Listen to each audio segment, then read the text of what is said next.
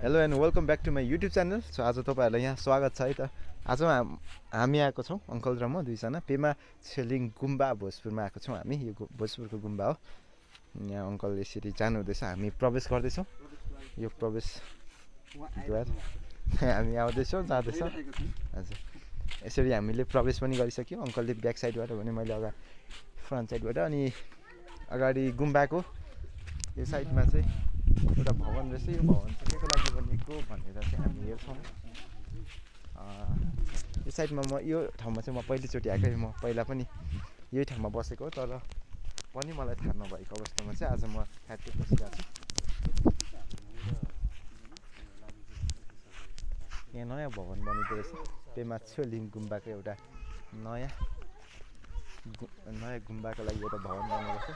ओ set लड्नु भयो नि त, यसरी लड्नु पाइँदैन अनि मिस भइहाल्यो।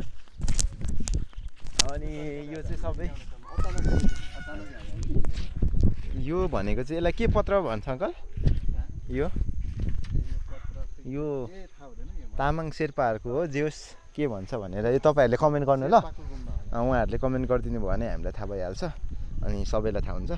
अनि ग्राउन्ड ठुलै छ, यो ठाउँ राम्रो रहेछ होइन। अनि देखाउनुपर्छ तपाईँहरूलाई। हामी ड्रोन सट त देखाउने नै छौँ। तपाईँहरूले हाम्रो भ्लग आयो कि ड्रोन सट हेर्न चाहिँ एकदमै पाउनुहुन्छ भनेर सम्झिहाल्नुहोस्। त्यसरी चाहिँ पाएन, त्यही भएर भिडियोलाई अन्त्यसम्म हेरेर साथ दिनु होला।